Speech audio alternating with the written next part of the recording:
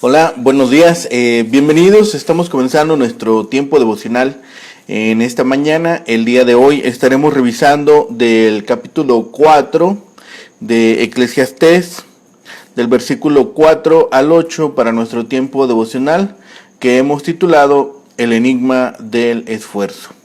El enigma del esfuerzo. Vamos a la lectura de nuestra porción. Recuerden que estamos leyendo en la Nueva Traducción Viviente y también estamos corroborando con la Reina Valera 60. Dice la palabra de Dios, capítulo 4, versículos 4 al 8. Luego observé que a la mayoría de la gente le interesa alcanzar el éxito porque envidia a sus vecinos, pero eso tampoco tiene sentido. Es como perseguir el viento. Los necios se cruzan de brazos y acaban en la ruina. Sin embargo, es mejor tener un puñado con tranquilidad que tener 2 puñados con mucho esfuerzo. También observé otro ejemplo de algo absurdo bajo el sol. Es el caso de un hombre que está totalmente solo, sin hijos ni hermanos. No obstante, trabaja mucho para acumular toda la riqueza posible. Sin embargo, luego se pregunta, ¿para quién trabajo? ¿Por qué me privo de tantos placeres? Nada tiene sentido, todo es tan deprimente. Salomón toma nota de la fuente de problemas peculiares a los bienhechores e incluye a todos los que trabajan con diligencia y cuyos esfuerzos son coronados con éxito. A menudo llegan a ser grandes y prósperos, pero esto despierta envidia y oposición. Otros, viendo las aflicciones de una vida activa, esperan neciamente más satisfacción de la pereza y el ocio. Pero el ocio es pecado que en sí mismo es su castigo. Por medio de una actividad honesta, tomemos un puñado para que no nos falte lo necesario, pero no tomemos a manos llenas porque eso crearía aflicción de espíritu. Los dolores y las ganancias moderadas son lo mejor. Mientras más tienen, los hombres suelen desear más, y en esto ponen tanto esfuerzo que no disfrutan de lo que ya tienen. El egoísmo es la causa de este mal. El hombre egoísta no se interesa en nadie. No hay de quién cuidar sino de sí mismo, pero escasamente se permite el reposo necesario para sí y para la gente que emplea. Nunca piensa que tiene suficiente para sus compromisos, para su familia, pero no tiene suficiente según su criterio. Muchos están tan metidos en el mundo que por ir en pos de éste se privan a sí mismos, no solo del favor de Dios y de la vida eterna, sino de los placeres de esta vida. Los parientes lejanos o los extraños que heredan la riqueza de un hombre así nunca le agradecen. La codicia adquiere fuerzas con todo el tiempo y la costumbre. Los hombres que hacen equilibrios al borde de la tumba se ponen más ambiciosos y avaros. Cuán a menudo vemos a hombres que profesan ser seguidores de aquel que, aunque era rico por nosotros, se hizo pobre, y juntan ansiosamente dinero y lo guardan muy bien, disculpándose con las excusas comunes que hablan de la necesidad de cuidarse y del peligro de la extravagancia. Así que Salomón, el predicador, habla aquí de la envidia y sus alternativas. Si la opresión daña las relaciones, así lo hace más sutilmente la envidia. Mucho esfuerzo es motivado por el deseo de superar a otros. Del versículo 5 vemos una antagonía con el versículo 4. Si disgusta la rivalidad, el peligro opuesto es retirarse completamente de la vida. Pero esto significa destruir la propia vida. El contentamiento es mejor que la rivalidad o la holgazanería.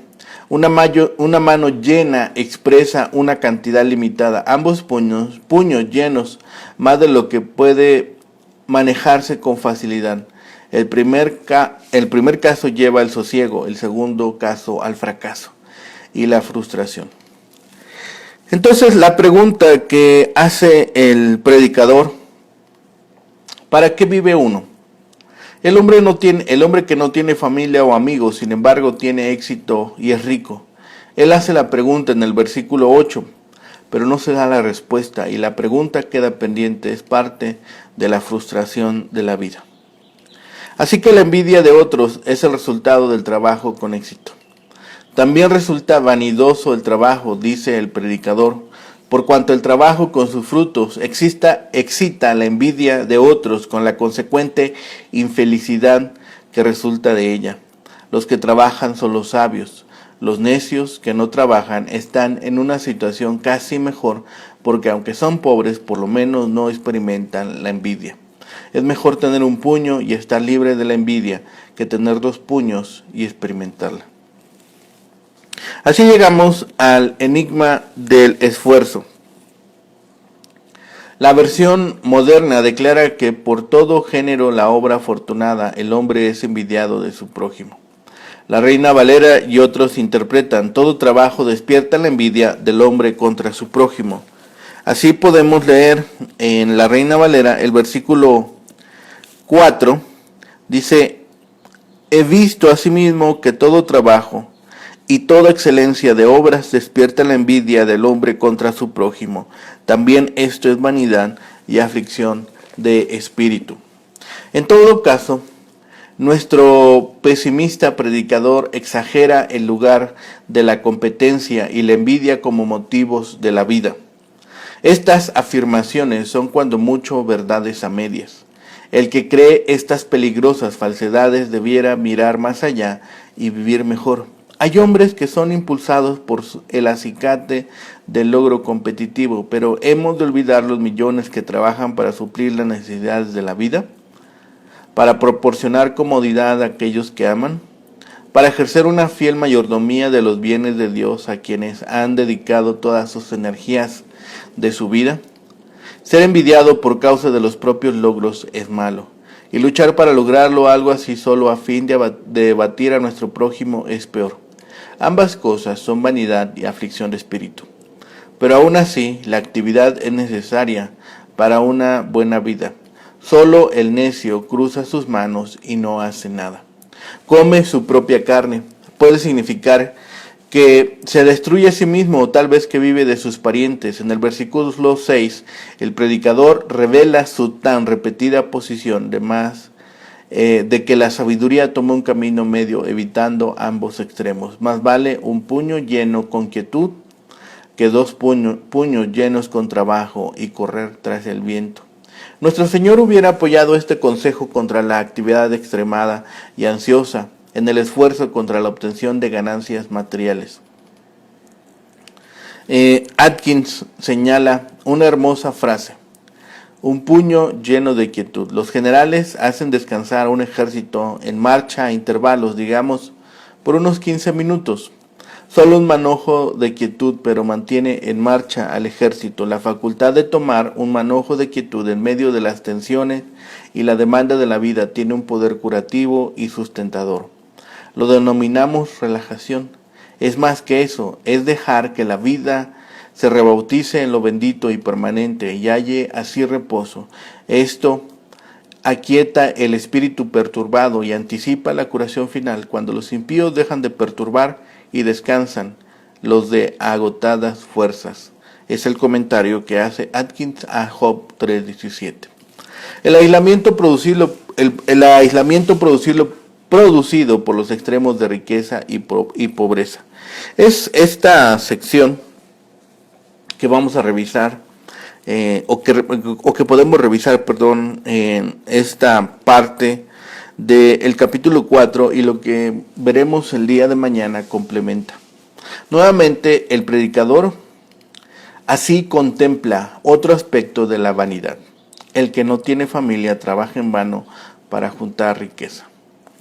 Es por esto que el predicador parece que nos presenta aquí el mal de la soledad. Casi toda carga puede ser soportada si hay un amigo con quien compartirla. El predicador ve claramente que los grandes males de la vida ocurren cuando está un hombre solo.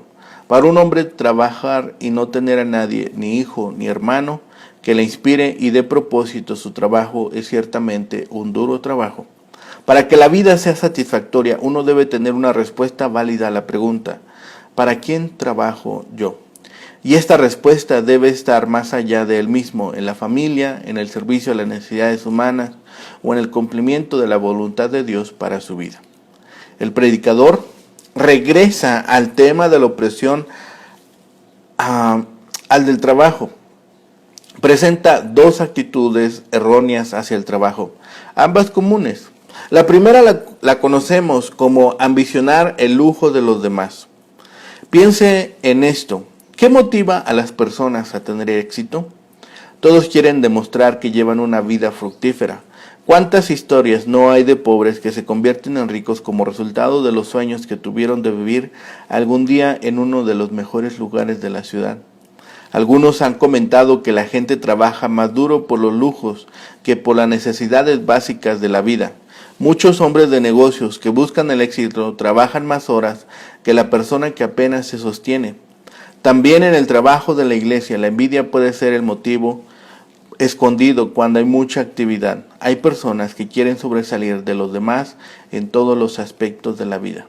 Cuando el predicador dice que toda obra bien hecha despierta la envidia del hombre contra su prójimo, habla de la clase de trabajo que no puede satisfacer. Se refiere a los incesantes actividad y esfuerzo que al final se vuelven vanidad. En una palabra, Salomón describe el trabajo que se hace sin Dios. Muchas veces una persona exitosa es despectiva con los que no logran mucho. Parece que el versículo 5 es un proverbio que Salomón pone en boca del que trabaja mucho. El versículo 5 en la Reina Valera 60 dice: el necio cruza sus manos y come su misma carne.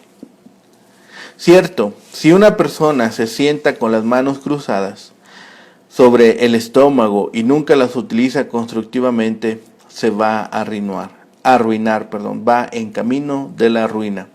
El versículo 6 parece ser la respuesta del necio. Dice la Reina Valera 60: más vale un puño lleno con descanso que ambos puños llenos con trabajo y aflicción de espíritu. Por lo menos he logrado alguna tranquilidad. Miré todos los esfuerzos para alcanzar el éxito. ¿Para qué? El esfuerzo se vuelve inútil. Entonces, por una parte, Salomón señala a la persona que es motivada por la envidia y no descansa en sus intentos de tener éxito en el mundo. Por otro lado, señala a la persona perezosa que no tiene preocupaciones y deja que la vida transcurra sin siquiera utilizar las capacidades que Dios le ha dado. Dos ejemplos más de la vida debajo del sol. Así, el predicador continúa enumerando los problemas de la vida, de los temas de la opresión y el trabajo. Ahora nos lleva a la soledad.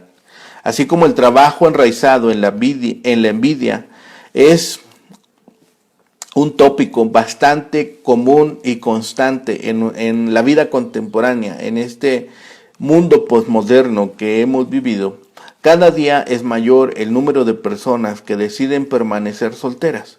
Más de la mitad de la población adulta de los Estados Unidos son personas solteras.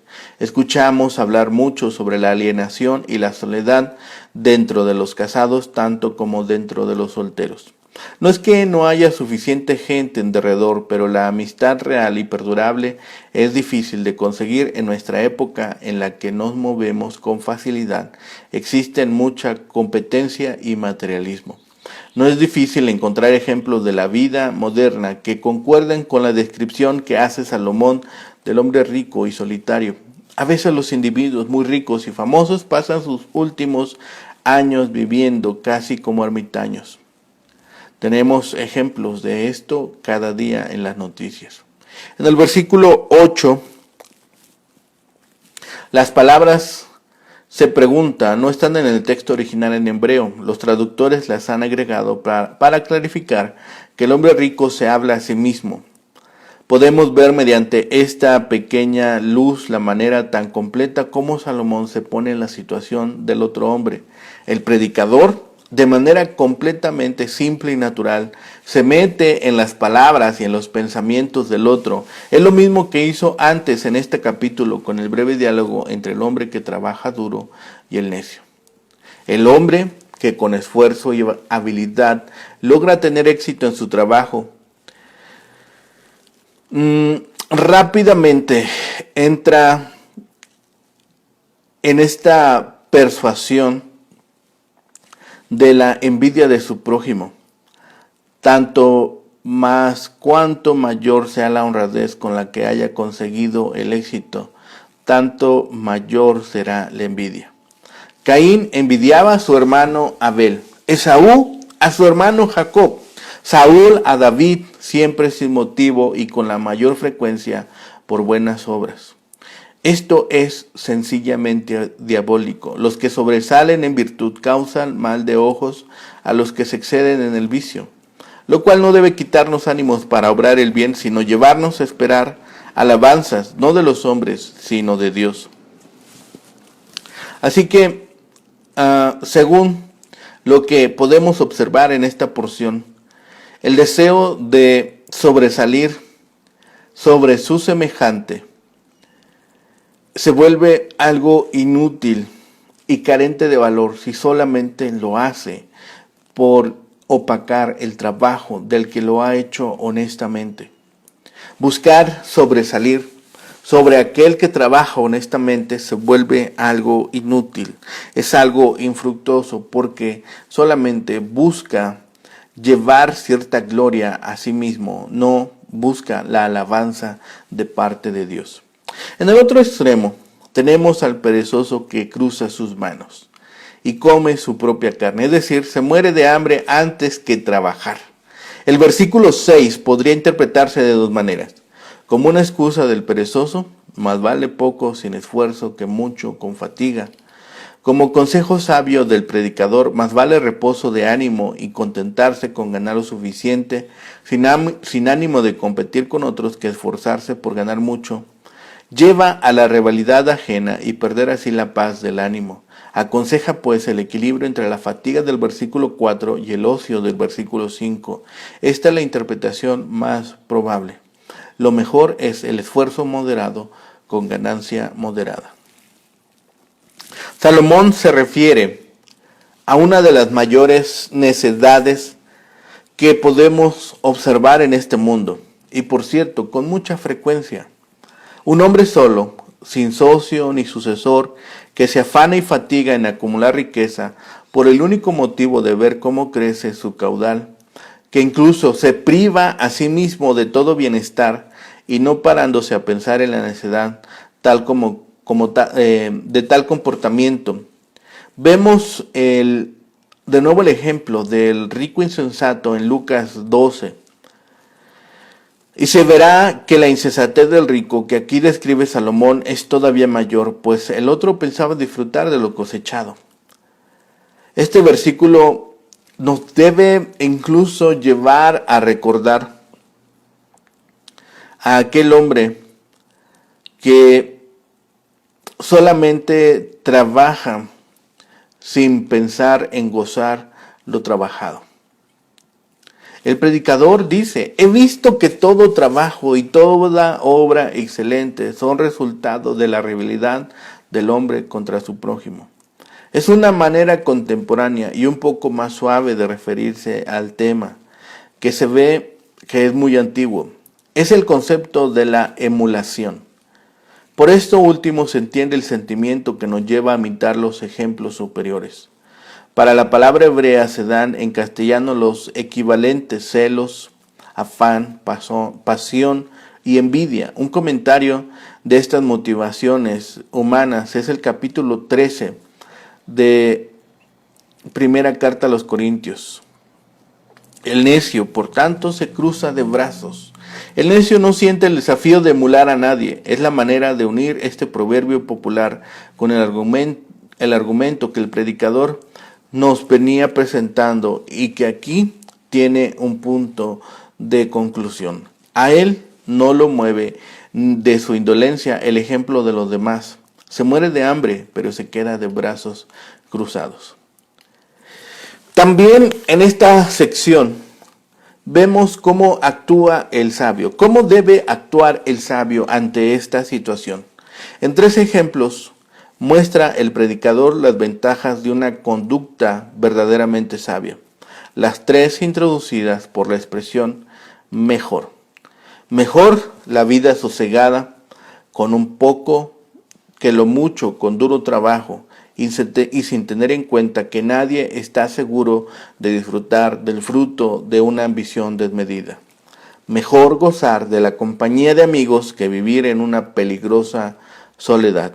Mejor un joven pobre y sabio que un anciano, rey y necio. El último ejemplo, sin embargo, muestra la relatividad de una actitud sabia cuando ésta depende de la apreciación popular. Ya sabemos que para nuestro sabio lo que realmente alcanza la condición de sabiduría es el contentamiento con lo que Dios ha dispuesto para nuestra vida. Mejor una mano llena de sosiego. Los israelitas habían aprendido en su historia que lo que Dios da es suficiente. Sabían que a veces hay una larga distancia entre lo mucho y Dios, que el temor de Jehová y la justicia dan un valor inapreciable a lo poco y que Dios puede disipar lo mucho que se procura el hombre. No se pregunta. Quiere decir que no debemos reflexionar sobre las cosas. El caso es que el soltero que no tiene hijos ni otros para disfrutar de sus bienes, ¿para qué debe preocuparse tanto de las cosas materiales? Así hay éxitos mal pagados. El predicador expone estos 3 ejemplos de trabajadores que realizan sus responsabilidades con diligencia, excelencia y éxito, pero no disfrutan de una recompensa justa por sus logros. Así, el predicador llega a esta conclusión. Lamentablemente, cuando una persona se desempeña con excelencia, muchas veces otros por envidia le hacen la guerra, le causan tribulaciones, que su buena labor en vez de traerle alegría y buena fama le resulta fuente de aflicción. Por otro lado, tampoco es sabia la pereza, pues por ella se pueden morir de hambre. El predicador concluyó entonces que lo mejor es cumplir con las faenas de una forma suficiente, apenas suficiente para sobrevivir, pero no tan excelente como para llegar a destacarse. Claro que ese consejo es otro resultado de no creer en el juicio divino después de la muerte. En su investigación de todo lo que hace debajo del cielo, Salomón supo de un hombre que trabajó incansable y prosperó por ello. Sin embargo, este nunca se puso a pensar quién disfrutaría de su fortuna. No la aprovechaba él, pues no cesaba de trabajar y además defraudaba a su alma del bien. Tampoco la gozaría ningún familiar, pues el hombre no tenía esposa, ni hijo, ni hermano. Todo su esfuerzo, aunque exitoso, era vanidad e inútil. Así, el hombre trabajador es hábil y competente en todo lo que hace. Lamentablemente, muchos trabajan para competir con otros, para ganar más dinero, incluso que sus vecinos. La envidia produce rivalidad. El segundo hombre que vemos aquí es el hombre ocioso. No tiene ninguna ambición, la pereza le es cómoda y que también le lleva a pobreza. Y es desagradable, incluso que no tiene dinero para lo necesario. Pablo declara con respecto a esto, si alguno no quiere trabajar, tampoco coma. Segunda Tesalonicenses capítulo 3, versículo 10. El hombre equilibrado, una vida balanceada entre el trabajo y descanso es su forma de vida. No tener un desenfreno en la ambición, pero tampoco huye de las responsabilidades normales de la vida, es su lema. Y no haya sentido en tener las manos llenas de ganancias y perder la paz o la salud. Y el último hombre es el hombre solitario, que no tiene familiares ni socios, y que tampoco puede responder para quién trabaja tan arduamente. La envidia que se presenta aquí es una compañera cuando no se acepta el plan de Dios. Es una compañera a la envidia, la competencia cruel. Así destacan estos proverbios sobre la naturaleza autodestructiva, bien de la pereza, de la envidia, de la emulación y de también querer opacar al semejante.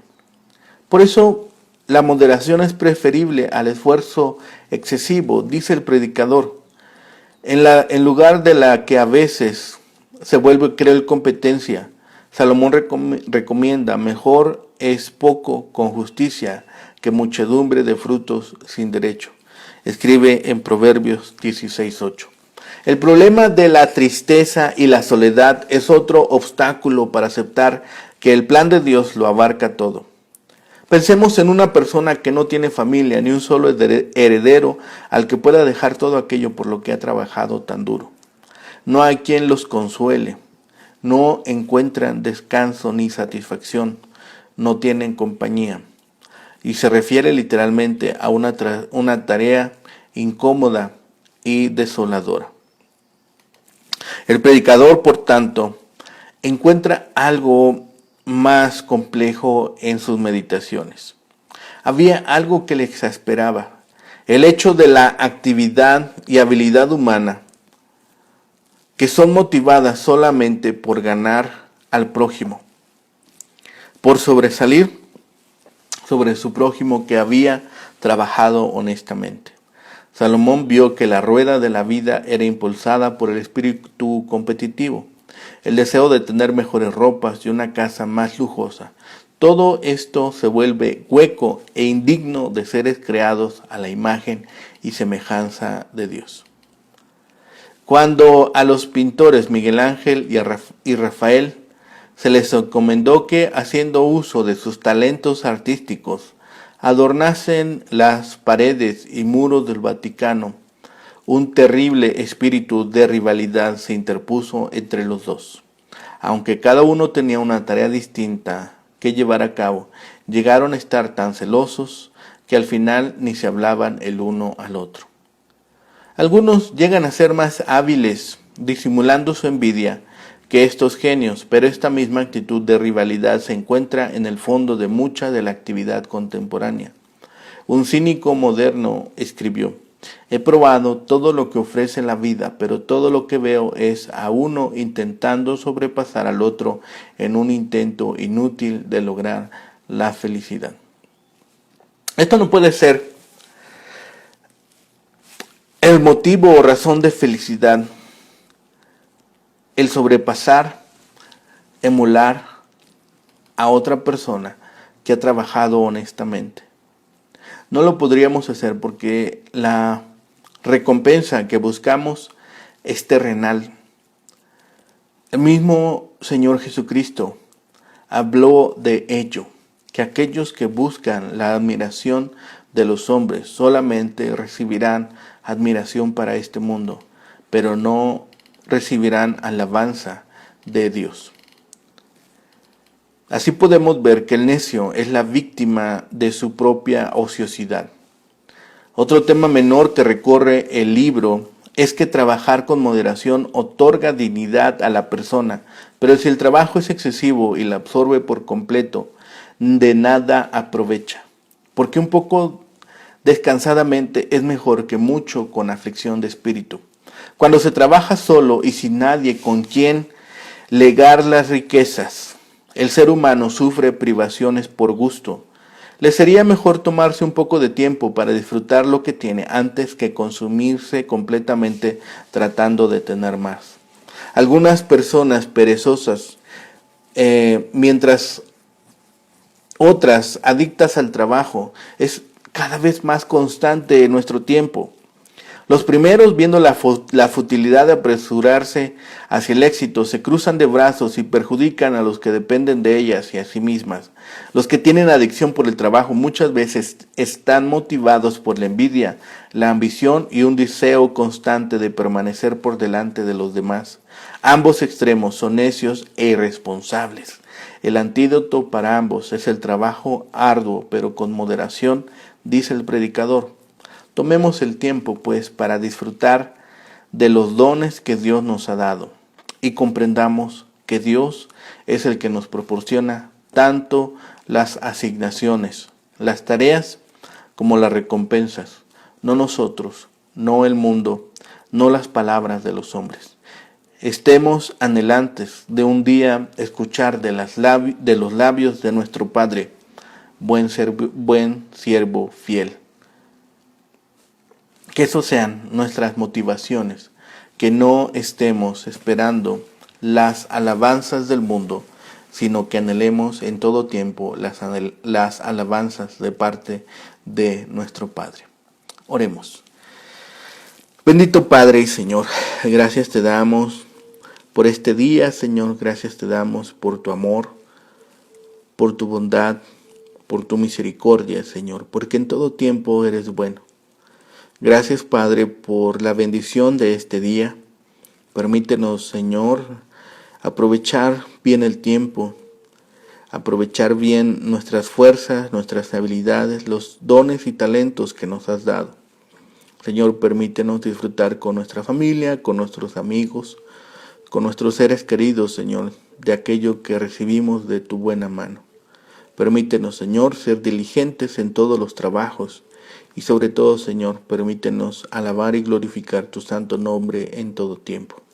Gracias te damos por lo que tenemos, gracias te damos por lo que no tenemos, Señor, y que aún así ponemos delante de ti, Señor, como peticiones, anhelos y necesidades, y confiamos, Señor, que tú has de responder a todo aquello según tu sabiduría y según tu voluntad, Señor, y que ello es lo mejor para nosotros. Todo lo dejamos en tus manos, Señor, todo lo rogamos y pedimos en el bendito nombre de Cristo, Señor y Salvador nuestro. Amén. Que tengan un excelente día, que el Señor les bendiga. Saludo, hermano Mario Barajas, que el Señor le bendiga.